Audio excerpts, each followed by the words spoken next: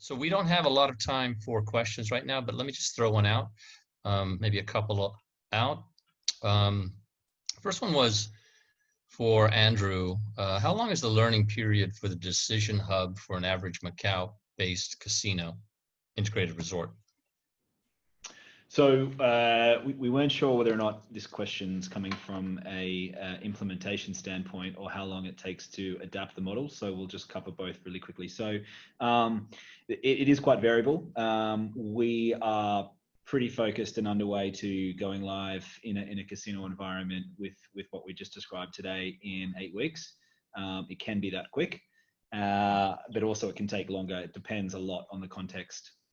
Yeah, so I guess to further Andy's point, right, going back to the idea of an MLP or POC, we'd recommend from a implementation perspective, get one micro journey done, put it to production, see how it goes, and then roll out from there. In terms of the models, so how you train your models, your adaptive models in Pega marketing or in Pega CDH, again, it will depend. It's actually more about the volume of offers and responses than any given time frame. Obviously, what makes the models learn is learning, okay, this offer today on this channel is accepted or rejected for however many patrons it's offered to. So generally, we advise that it will take time to get enough responses for the models to learn. But if you have millions of offers going out every day, that will obviously be much quicker than if you have 10 offers going out every day. Right. There is a concept in Pega's system called propensity smoothing, whereby if you're anxious to get the models up and running more quickly, you can do some configuration that allows you to smooth in the impact of the first few responses you get, so as to not overly influence decisions down the line. Got it. So that's something generally we'll have a conversation about during design phase or during implementation to understand what are the volumes, what's the goal to have the models drive next actions, and then we can look at either propensity smoothing or kind of handshaking on a number of data points to be recaptured before we let those models start driving things. So really it depends. Okay. So it can be very flexible. Okay, perfect. And let me throw this question out to Manon as well as Ryan, if you want to add as well, David. Automation plus the notion that a great experience has to be personalized suggests a level of personal data gathering and analysis that makes this particular customer extremely uncomfortable, especially for properties located in countries where the authorities rely on surveillance and other forms of data capture to rule. So kind of a general question on how you see Oracle handling something like that. The data privacy. Just repeat the data privacy. Yeah. So look, all of our solutions are what we call GDPR, or they are in line with local requirements around data privacy, right? So from an Oracle point of view, there should be no concern that we are capturing data that we should not be capturing, either according to Europe's GDPR or whatever laws there may be out there.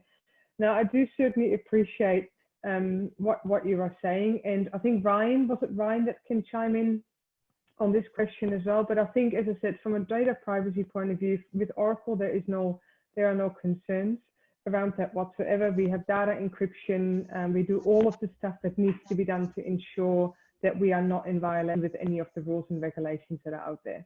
Okay, and I guess Ryan and David, you work with banks a lot, so you must be very, I mean, casinos must be simple compared to what you're dealing with in some of these European banks. Yep. So yeah, thanks for the question, Andrew. Yeah, so we actually typically deal with lots of banks and then as well as some other FSI. So actually, typically we will provide the data security, and then as well as the some of the encryption measures to make sure that all the customer data is protected.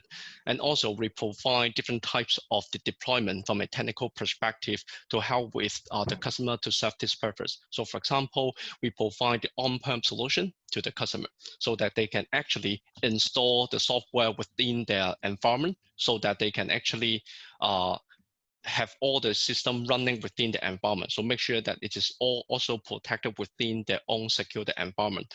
Or even though moving on to a SaaS model, we can also have those security measures as well, because all the data is encrypted, and also we are, as a company, also running the GDPR policy within our company to help with our customer data protection as well. Okay, great. If I can just add to my answer, because I think Ryan made a really good point. So, Oracle, as we all know, is not just hospitality, right? Oracle is a massive company that deals with many different companies. And we actually do host data for the CIA, for example, right? So obviously you can have comfort in the fact that when you do move into applications without either that being on-premise or in our cloud, that you are looked after from a privacy and security point of view. So there really should be no concern around that. Okay, perfect. So that is all we have time for. I want to thank everyone for attending, and thank you for your questions. Thank you especially to my speakers and panelists. Andrew and Scott, thanks for filling in at the last minute. Apologies for that. An enormous thanks to Manon of Oracle, David Liu and Ryan Kong of ITRS, Mila Leung and Keith Wu of G&D. One other thing, when I speak at events that aren't virtual, I usually have free stuff I give away. So if anyone wants a copy of my book called The Predictive Casino or The AI Casino, they can actually be found as a free Kindle download for the next couple of days. So just go there. Andrew W. Pearson is good. I'm big into social media. So I've set up a Quora page for G2E Asia. It's a Quora space, which we will constantly update it with the latest information coming out of or technology that's affecting this industry. The last thing is I'm teaming up with G2E Asia to create a podcast as well. So many of the people you saw here, I'll actually do maybe a 45-minute or a 1-hour podcast, maybe twice a month. And it'll be questions that we've discussed here, going into deeper detail. And but that's basically it. Once again, thank you for showing up, and hope you got something out of this. And we'll all walk out of here with a Bollywood shuffle in our step. So, okay. Do you want to say goodbye? Thank you. Thank you. Bye. Thanks, everybody. Cheers, team. Thank you. Thank you. Bye-bye. Thanks.